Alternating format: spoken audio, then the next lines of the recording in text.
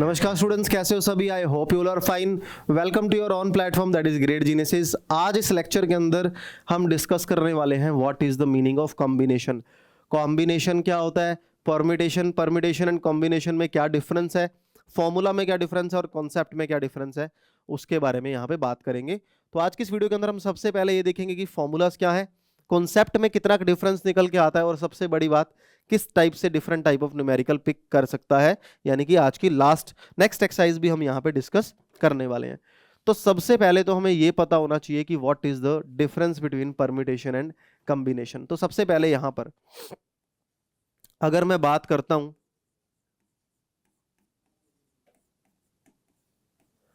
Permutation की, अगर मैं बात करता हूं यहां पे परम्यूटेशन की, तो परम्यूटेशन का सीधा सीधा एक मीनिंग निकल करके आता है, that is order. That is order, कि परम्यूटेशन को ऑर्डर से फर्क यहां पे पड़ता है, कि ऑर्डर से फर्क पड़ रहा है इसको। ए के बाद बी को मैंने चूज किया, बी के बाद सी को, ए के बाद सी को, बी के बाद सी के बाद बी को, बी के बाद ए को, ए के बाद सी को, बी के बाद सी को, सी के बाद ए को, फिर उसके बाद सी ए बी और सी बी ए। यहाँ पे ऑर्डर से फर्क पड़ रहा है, यानी कि परम्यूटेशन को ऑर्डर से डेफिनेटली फर्क पड़ रहा है। लेकिन अगर मैं यहाँ परम्यूटेशन की बजाय कॉम्बिनेशन का फॉर्मूला लगाऊं, कॉम्बिनेशन पता है क्या करेगा? कॉम्बिनेशन इस ए बी सी को इकट्ठा एक ही मान के चलेगा, इसको ऑर्डर से नहीं, इसको सिलेक्शन से फर्क पड़ता है। इसलिए सबसे बड़ा डिफरेंस परम्यूटेशन और कॉम्बिनेशन के बीच में है नंबर ऑफ द वेज बोले जाते हैं परम्यूटेशन, और डिफरेंट टाइप ऑफ सिलेक्शंस, यानी कि कितने तरीकों से हम लोगों को सिलेक्ट कर सकते हैं, हम टीम बिल्ड कर सकते हैं, हम कमेटी बना सकते हैं, उनको बोला जाता है कॉम्बिनेशन। इसका एक छोटा सा एग्जांपल मैं वर्बली आपके सामने लेके जाता हूं। मान लो मैंने ऐसे बोला कि तीन मेरे पास कलर है, एक मेरा येलो कलर है, एक मेरा ऑरेंज कलर है, एक मेरा वाइट कलर है। मैं क्या कर रहा हूं, इन तीनों कलर से जितने भी डिफरेंट टाइप ऑफ फ्लैग बन सकते हैं वो मैं बना रहा हूं। आपको साफ पता चलेगा कि थ्री कलर्स हैं तो 3 फैक्टोरियल फ्लैग बन सकते हैं। लेकिन कॉम्बिनेशन का दूसरी तरफ एग्जाम्पल देखें, मैंने बोला कि मेरे पास 6 पर्सन्स हैं, मुझे इनमें से 5 लोगों की कमेटी बनानी है, मुझे इनमें से 5 लोगों की कमेटी बनानी है। मैं कितने तरीकों से कमेटी बनाऊंगा? आपको क्या मैंने ऐसा बोला कि पहले नंबर पे कौन इंसान आ रहा है, दूसरे नंबर पे कौन सा इंसान आ रहा है, तीसरे नंबर पे कौन सा पर्सन आ रहा है, चौथे पे कौन सा? नहीं, मैंने आपको बोला उनमें से मुझे 5 बंदों की कमेटी बनानी है, 5 लोगों की कमेटी बनानी है। तो मैंने सिर्फ ये बोला कि इनमें से सिलेक्शन कर लो। मैंने ये तो नहीं बोला पहले कौन आ रहा है दूसरी नंबर, नहीं।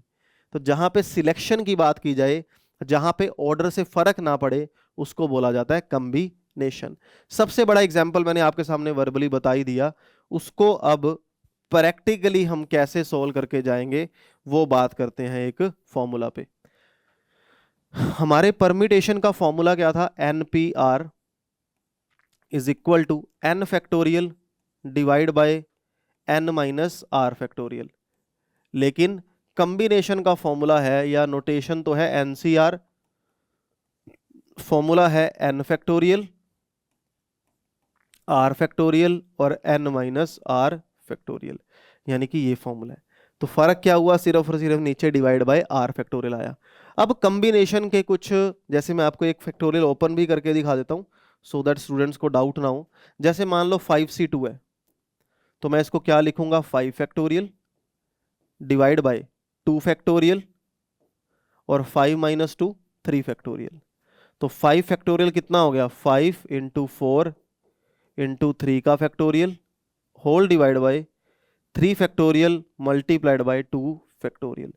3 factorial cut by 3 factorial, 2 two ज़ा 4, आंसर कितना आ गया? 10। तो 10 is the required answer. I hope अच्छे से क्लियर हुआ। तो ये हुआ फैक्टोरियल और परम्यूटेशन की, यहाँ पे कॉम्बिनेशन की यहाँ पे बात। अब कैसे कॉम्बिनेशन का फॉर्मूला यहाँ पे लगाया जा सकता है, या कितने तरीकों से? 2-3 हमारे फॉर्मूलाज होते हैं कॉम्बिनेशन के, जो मोस्ट फेमस फॉर्मूलाज है, जो इनकी प्रॉपर्टी भी आप कह सकते हो। इन प्रॉपर्टीज के बेस पे हम हमारे कॉम्बिनेशन को इजीली सॉल्व कर सकते हैं। यहाँ पे कह रहा है NCR और NCR-1 को इस तरीके से ऐड कर सकते हैं। अगर आपको नहीं समझ आ रहा, मैं सिंपल वे में बताता हूँ। वो कहता है NCR की वैल्यू निकाल दो, NCR r माइनस 1 की वैल्यू निकाल दो, इन दोनों को ऐड कर दो, आंसर हमेशा क्या आएगा, n+1 CR। और कैसे किया ये हमने वे भी देख लो एक बारी, कि देखो n तो सेम है, n तो सेम है, लेकिन ये जो r है इनमें 1 का डिफरेंस है, तो जो n है उसको एक बढ़ा करके लिख दो, r जो है वो बड़े वाला चूज कर लो। जैसे मान लो सिंपल एग्जांपल से चूज करते हैं हम यहाँ पे 3C1 प्लस 3C2, दोनों में n अपने को सेम दिख रहा है, तो मैं क्या करूंगा, n को एक बढ़ा दूंगा, r में 1 का ही डिफरेंस है ना, तो मैं r को बड़े वाला चूज कर लूंगा। इन शॉर्ट मेरे कहने का मतलब है r में डिफरेंस सिर्फ एक का ही होना चाहिए। सोल्व करके दिखाऊं, 3 फैक्टोरियल, ये नीचे हो जाएगा 1 फैक्टोरियल इंटू 2 फैक्टोरियल, 1 तो 1 ही हो गया, ये हो गया 3 factorial, 2 factorial, 3 minus 2 1 factorial, 4C2।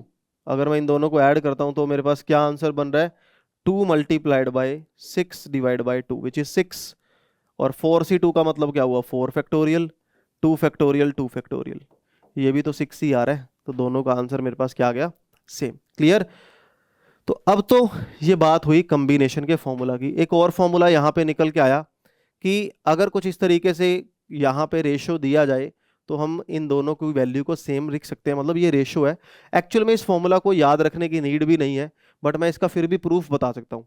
NCR का मीनिंग क्या होगा, n फैक्टोरियल बाय में r फैक्टोरियल और n minus R factorial whole divide by NCR minus 1 का formula n factorial, r minus 1 का फैक्टोरियल और n माइनस आर प्लस 1 का factorial.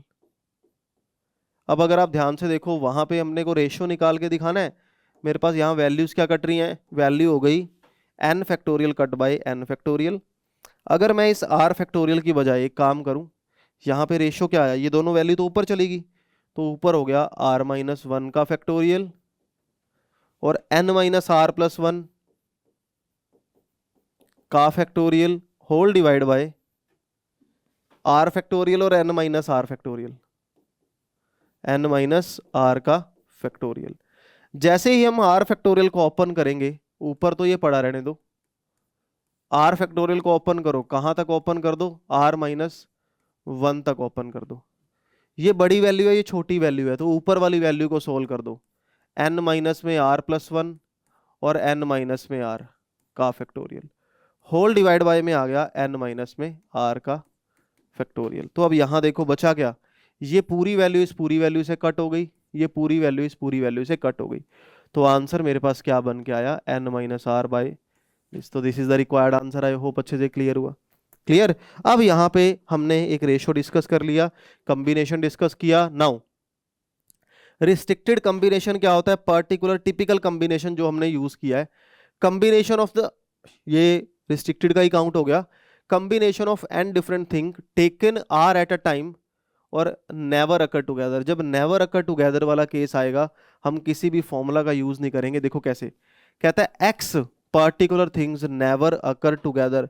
देखो जैसे मान लो ए बी सी डी और ई, अगर हमें ऐसा बोला गया कि 5 लोग हैं, मुझे इनमें से 4 लोगों की कमेटी बनानी है, 3 लोगों की कमेटी बनानी है, जिसमें से बी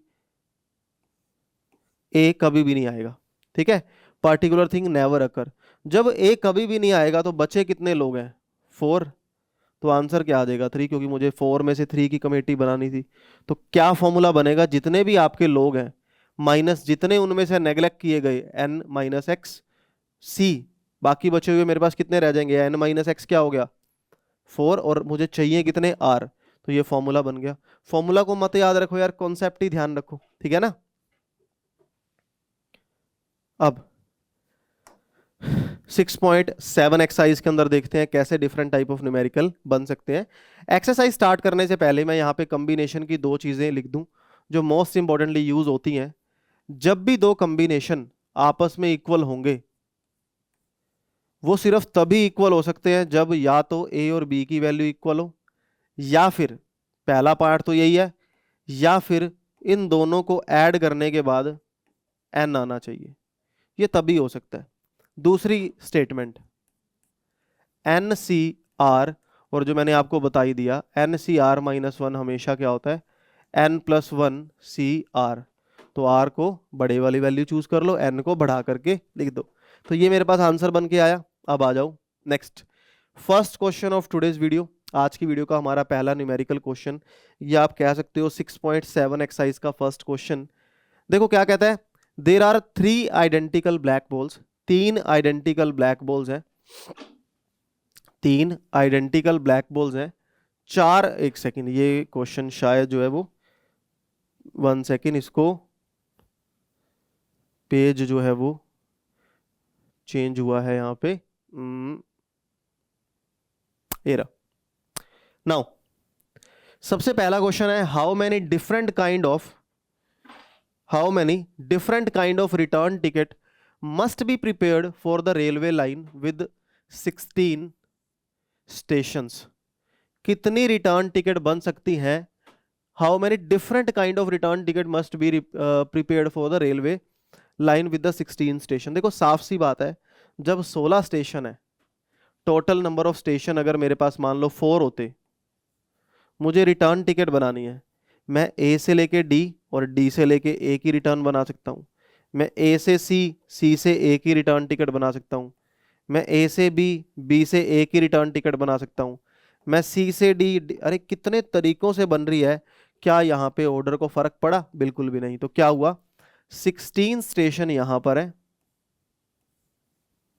और 16 ही स्टेशन यहाँ पर है। मेरे कहने का मतलब है, जब मैं जा रहा हूं किसी जर्नी में तब भी मेरे पास 16 ऑप्शन है, अब जब मैं आ रहा हूं तब भी मेरे पास 16 ऑप्शन है, तो वो तो बदले ही नहीं।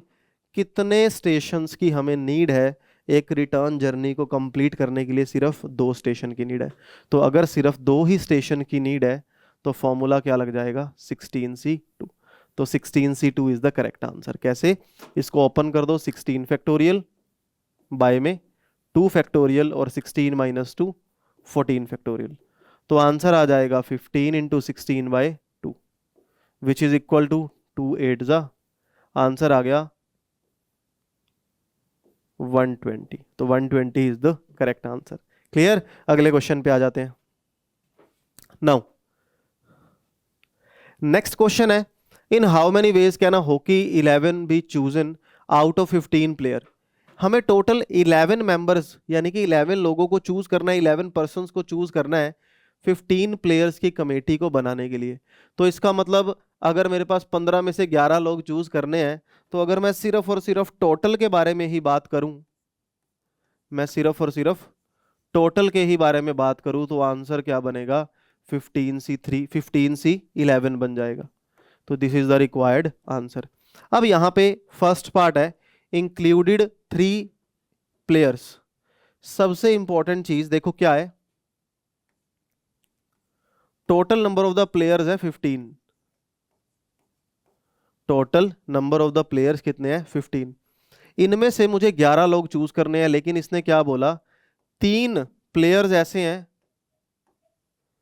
3 प्लेयर्स ऐसे हैं जिनको चूज करना ही करना है, जो इंक्लूड पहले से उस गेम के अंदर हैं। अगर 3 प्लेयर चूज करने ही करने हैं, बाकी बचे हुए प्लेयर्स कितने रह गए, 12 प्लेयर्स रह गए। लेकिन मुझे चूज कितने करने थे, 11। 11 में से जब 3 कर ही चुके हो तो बचे कितने, सिर्फ और सिर्फ 8। तो एट द एंड गेम बची कहां पे, ना तो यहां पे इस क्वेश्चन की गेम है, ना ही यहां पे इस क्वेश्चन की गेम है। क्वेश्चन का आंसर यहां से बनेगा। अरे जब 15 प्लेयर्स में से तुम 3 प्लेयर पहले ही चूज कर चुके हो, 3 प्लेयर अगर आप पहले ही चूज कर चुके हो, तो बाकी बचा हुआ 11 प्लेयर, 12 प्लेयर में से 8 ही तो बच गए। तो आंसर क्या हो जाएगा, 12C8 is the correct answer.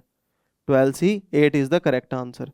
तो इसका मतलब यहाँ पे जब मैं इस फर्स्ट पार्ट का आंसर मेंशन करके जाऊंगा, तो आंसर बनेगा 12C8, और जिसको हम लिख सकते हैं 12 फैक्टोरियल, 8 फैक्टोरियल और 12 minus 8 4 factorial, which is equal to 12 into 11 into 10 into 9 into 8 factorial whole divided by 8 factorial into 4 factorial। इससे ये वैल्यू कट हो गई, 12 2 जा 2 5 जा, तो आंसर आ गया 55 इंटू में 9, 49, 495 is the correct answer. Second part पे आ जाते हैं। Excluded the 3 particular players, 3 players को बाहर निकाल दिया गया। अगर मैं 15 में से 3 प्लेयर को निकाल दूं, मना कर दूं ये नहीं आने वाले, बाकी बचे हुए कितने रह गए 12। अभी भी मुझे 12 में से कितने चूज करने हैं 11, क्योंकि 3 प्लेयर्स को निकाल दिया गया है। अब आंसर क्या बनेगा सेकंड पार्ट का, 12 सी 11, मतलब 12 factorial divide bye 11 factorial into 1 factorial, तो आंसर आ गया 12। आई होप अच्छे से क्लियर हुआ। अगले क्वेश्चन पे आ जाते हैं। Next question, in how many ways can we select a cricket 11 from 17 players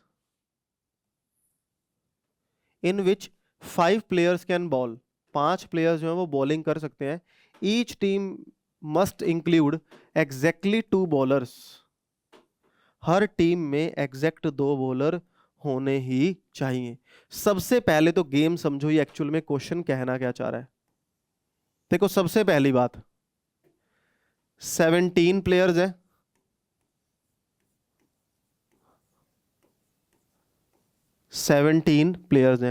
in 17 players में से 5 प्लेयर्स, इन 17 प्लेयर्स में से 5 प्लेयर्स बॉलिंग कर सकते हैं, और बाकी बचे हुए 12 प्लेयर्स,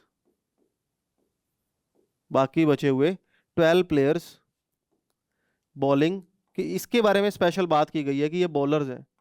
तो बाकी बचे हुए कौन हो गए, बैट्समैन हो गए। हमें कह रहा है कि टीम बनानी है। How many ways can we select a cricket of 11, हमें टीम बनानी है 11 मेंबर्स की, और हर उस 11 मेंबर के अंदर 2 बॉलर एग्जैक्ट होने चाहिए। तो कितनी टीमें बन सकती हैं? देखो अगर मुझे बॉलर चाहिए 2, तो बॉलर मेरे पास है कितने, 5। 5 में से मुझे चाहिए कितने, 2, तो 5C2। सिलेक्शन हो रही है, कमेटी बनाई जा रही है। 5 में से कितने चाहिए, 2 मल्टीप्लाइड बाय, अभी मैंने सिर्फ और सिर्फ बॉलर्स को चूज किया है, मैंने बैट्समैन को चूज नहीं किया। बैट्समैन कितने हैं, 12। 12 में से बैट्समैन कितने चूज किए जाएंगे, 12 में से बैट्समैन 11 लोगों की कम टीम बनानी है, 2 पहले ही आ चुके हैं, 9 बच गए। तो आंसर मेरे पास क्या आ गया, 5C2 multiplied by 12C9, 5C2 multiplied by 12C9। तो ये मेरे पास इसका आंसर बन गया। सॉल्व करने की जरूरत नहीं, आप इसी को ही आंसर दे सकते हो, बिकॉज कॉम्बिनेशन को कितनी हाईएस्ट वैल्यू तक सॉल्व कर दोगे। नेक्स्ट है, a committee of 8 to be selected, out of 6 males and 8 females. देखो टोटल नंबर ऑफ 8 फीमेल्स है प्लस 6 मेल्स है। टोटल नंबर ऑफ 8 फीमेल्स हैं और 6 मेल्स हैं। हमें कह रहा है committee of 8 to be selected, इनमें से 8 लोगों की हमें कमेटी बना करके दिखानी है। 8 लोगों की हमें कमेटी बना करके दिखानी है। In how many ways can it formed so that the males may not be outnumbered. Males may not be outnumber का मतलब है जहां मेल्स फीमेल से ज्यादा नहीं होने चाहिए। तो 8 लोगों की कमेटी कैसे बनेगी? ऐसा हो सकता है ना कि 8 फीमेल्स आ जाएं और 0 मेल्स आ जाएं। ऐसा भी हो सकता है 7 फीमेल्स आ जाएं और कमेटी बनाने के लिए 1 मेल आ जाए। ऐसा भी हो सकता है 6 फीमेल आ जाएं, 2 मेल आ जाएं। ऐसा भी हो सकता है कि 5 फीमेल आ जाएं, 3 मेल आ जाएं। ऐसा भी हो सकता है कि 4 फीमेल आ जाएं और 4 ही मेल आ जाएं। बट इससे नीचे हम डाउन नहीं करेंगे, क्योंकि ऑब्वियस सी बात है मेल्स ज्यादा हो जाएंगे और वो कंडीशन नहीं है। तो पहली कंडीशन है 5 0 मेल्स और 8 फीमेल। 8 फीमेल में से 8 फीमेल्स कैसे आएंगी, 8C8। 6 मेल्स में से 0 मेल्स 8 6C0, ठीक है ना। प्लस दूसरा केस 7 फीमेल चाहिए, तो 8 में से 7 फीमेल आ जाए, 6 में से 1 फीमेल आ जाए। 6 फीमेल 2 मेल, तो 8 में से 6 फीमेल आ जाए, 6 में से 2 मेल आ जाए, प्लस 5 फीमेल 3 मेल्स, 5 फीमेल्स और 3 मेल्स, प्लस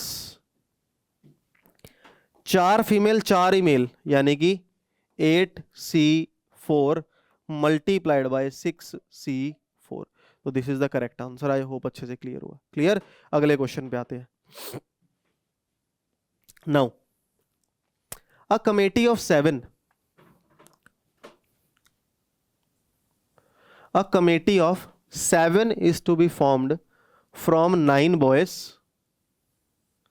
and 5 girls। हमें कमेटी बनानी है 9 बॉयज की, 9 बॉयज में से प्लस 5 गर्ल्स में से। ये पूरी की पूरी टीम है, यानी कि इनमें से हमें कमेटी को चूज करना है। इनमें से कमेटी बनानी है 7 मेंबर्स की। कितने मेंबर्स की? 7 मेंबर्स की। इन how many ways this can be done if it contain 2 girls. ये किस तरीके से होगा जब उस कमेटी के अंदर, उस टीम के अंदर 2 फीमेल होंगी। देखो, सबसे पहला पार्ट, अगर ऑब्वियस सी बात है 2 फीमेल होंगी या 2 गर्ल्स होंगी तो कितने में से चूज की जाएंगी? 5 में से। और हमें कितने लोगों की कमेटी या टीम बनानी है? 7 की। बाकी बचे हुए 5 पर्सन्स कहां से चूज किए जाएंगे? बॉयज में से। तो 9C5, ये आंसर मेरे पास यहां पे करेक्ट हो गया। सेकंड पार्ट, सेकंड पार्ट है एटलीस्ट 2 गर्ल्स।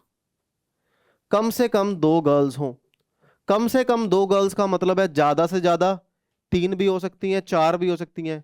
कम से कम 2 गर्ल्स भी हो सकती हैं, 3 भी हो सकती हैं, 4 भी हो सकती हैं, 5 भी हो सकती हैं, क्योंकि total number of the girls ही 5 है, इससे ऊपर तो नहीं हो सकती। अगर 2 गर्ल्स हैं, 7 की कमेटी बनाने के लिए 5 बॉयज को आना पड़ेगा। 3 गर्ल्स हैं, कमेटी बनाने के लिए 4 बॉयज को आना पड़ेगा। यहाँ 3 बॉयज को आना पड़ेगा, क्योंकि मुझे 7 की कमेटी बनानी है। तो आंसर क्या बनेगा? आंसर आ जाएगा यहाँ पे, गर्ल्स की अगर बात की जाए तो गर्ल्स हैं कितनी? 5, और बॉयज कितने हैं? 9। तो ये हो जाएगा 5C2 multiplied by 9C5 plus 5C3 multiplied by 9C4। ये ऑप्शन हो गया, ये ऑप्शन हो गया। 5C4 multiplied by 9C3 plus अगला option 5C5 multiplied by 9C2। तो this is the required answer. I hope अच्छे से क्लियर हुआ। ठीक है, तो ये था हमारा नेक्स्ट क्वेश्चन। अगले क्वेश्चन पे आ जाते हैं। देखो, now a man has 6 friends. उसके 6 दोस्त हैं। In how many ways may he invite 1 और more than 1 to the dinner. देखो, 6 फ्रेंड्स हैं, 6 फ्रेंड्स हैं। उसने इन 6 लोगों को, 6 दोस्तों को अपने घर पे इनवाइट करना है, डिनर पे इनवाइट करना है। वो कितने तरीकों से इनवाइट कर पाएगा? देखो, 6 फ्रेंड्स हैं। हो सकता है वो एक फ्रेंड को इनवाइट कर ले, हो सकता है वो 2 को कर ले, वो 3 को इनवाइट कर सकता है, 4 को, 5 को, 6 को। तो आंसर क्या बनेगा पता है? वो 6C1 वो एक को भी इनवाइट कर सकता है, 6C2 2 को भी कर सकता है, 6C3 3 को भी कर सकता है, 4 को भी कर सकता है, 5 को भी कर सकता है, 6 को भी कर सकता है। तो इनको ऐड कर दो, ये रिक्वायर्ड आंसर हो जाएगा। ये रिक्वायर्ड आंसर हो जाएगा। 6C1 का मतलब क्या हुआ? 6 फैक्टोरियल बाय 1 फैक्टोरियल, और 5 फैक्टोरियल रह गया। ठीक है, इसी तरीके से इन सबको हम ऐड कर देंगे, और यहाँ पे आप कॉम्बिनेशन का भी फॉर्मूला लगा के जा सकते हो। ठीक है, तो आई होप अच्छे से क्लियर हुआ। नेक्स्ट क्वेश्चन पे आ जाते हैं। In an election there are 5 candidates, there are 5 candidates and 3 members are to be elected. 5 candidate है, 3 को चूज करना है। A voter can vote for any number of the candidate but not more than the number of candidate to be elected. वो एक को vote कर सकता है, दो को, तीन को, तीन से ज्यादा नहीं करेगा क्योंकि तीन ही मेंबर निकालने हैं। In how many ways can he choose his what या चूज टू द वॉट, कितने तरीकों से कर सकता है। देखो 5 मेंबर्स हैं, इनमें से 3 को चूज करना है। अब हर एक पर्सन सामने आएगा, वो एक जने को भी वोट दे सकता है, वो दो को भी, वो तीन को भी। ध्यान से सुनो, अ voter can vote for any number of the candidate greater than the number of the candidate elected. In how many ways can the voter choose, कितने तरीकों से ये चूज करेगा। ये देखो ध्यान से, 5 तो कैंडिडेट हैं and 3 members are to be elected. ऐसा हो सकता है वो 5 कह रहा हूं, वो 3 में से किसी एक को चूज कर ले। मेरे कहने का मीनिंग पता है क्या है यहाँ पे, in a election there are 5 candidates, 5 candidate हैं and 3 members are to be elected. इन्हीं में से, तो 5 में से वो एक को वोट कर सकता है, 5 में से वो 2 को वोट कर सकता है, 5 में से वो 3 को वोट कर सकता है। यही आंसर है। क्लियर हुआ या नहीं? बड़ा सिंपल सा क्वेश्चन था। अगले पे आ जाते हैं। In a village 87 families are there, ठीक है, of which 52 families have at most 2 children। 87 families में से 52 फैमिलीज ऐसी हैं जिनके पास एटमोस्ट 2 चिल्ड्रन है, at most 2 children. And in a rural development programme 20 families are to be chosen. 20 families को चूज किया गया एक प्रोग्राम के अंदर, for assistance of which at least 18 families वो चूज की गई जिनके पास एटमोस्ट 2 चिल्ड्रन थे। In how many ways this can be made. Question को समझने की बड़ी जरूरत है यहाँ पे पहले क्वेश्चन को समझो। देखो 87 फैमिलीज में से 52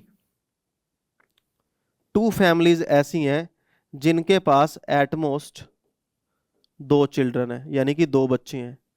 अगर 87 में से 52 ऐसी फैमिलीज हैं तो बची हुई फैमिलीज कितनी रह गई? 35 फैमिलीज ऐसी रह गई जो अदर के केस में आ गई। ज्यादा से ज्यादा 2 बच्चे हैं, यानी कि कम से कम ज्यादा से ज्यादा 2 बच्चे हैं, यहां एक भी हो सकता है और नहीं भी हो सकते।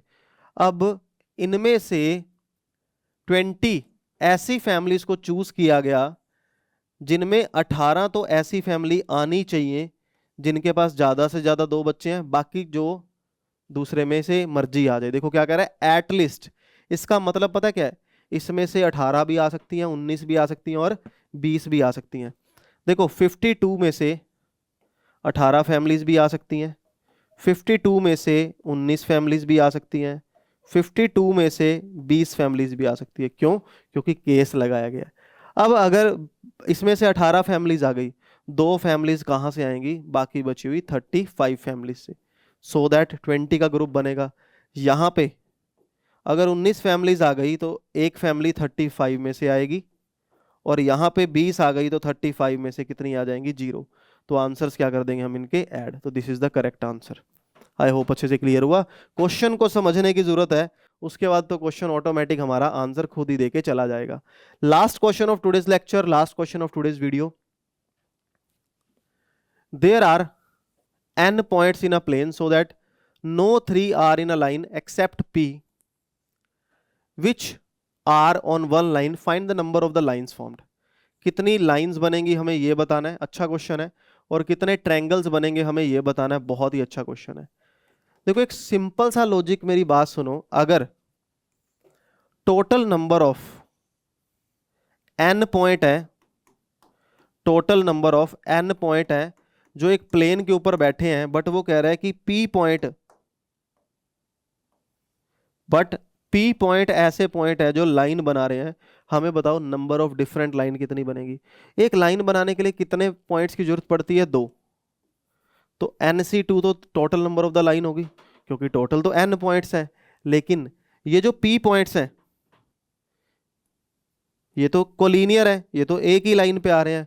इनसे जितनी भी लाइंस बन रही है वो हमने ऐड कर दी, उनको माइनस कर दो, क्योंकि उनसे तो एक ही लाइन बन रही होगी, सारी अलग अलग तो होंगी नहीं, तो हमने इसमें काउंट कर ली, माइनस कर दी। बट एक तो बन रही होगी ना यार, जब एक बन रही होगी तो उस एक लाइन को ऐड करना पड़ेगा। क्लियर हुआ या नहीं? ठीक है।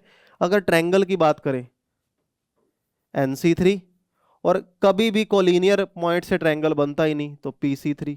This is the correct answer. I hope अच्छे से क्लियर हुआ। क्लियर है? तो आई होप आज के जितने भी क्वेश्चंस हमने किए, आपको बहुत प्यार से, बहुत अच्छे तरीके से क्वेश्चंस सभी समझ आए होंगे। तो आज की इस वीडियो के अंदर इतना ही। आज की वीडियो में हमने देखा कॉम्बिनेशन को किस तरीके से आप यूज कर सकते हो प्रैक्टिकली, और एप्लीकेशन ऑफ कॉम्बिनेशन लगा लो कि किस तरीके से कमेटी बनाई जा सकती है, टीम बनाई जा सकती है। तो आज की इस वीडियो के अंदर अगर आपको कंटेंट अच्छा लगा है, वीडियो अच्छी लगी है, तो वीडियो को लाइक और शेयर जरूर करेंगे, चैनल को शेयर करेंगे अपने फ्रेंड्स के साथ। अगली वीडियो के अंदर मिलते हैं एक नए टॉपिक के साथ, एक नए फ्रेश स्टार्ट के साथ। Have a good day to all of you. Bye bye. Bye.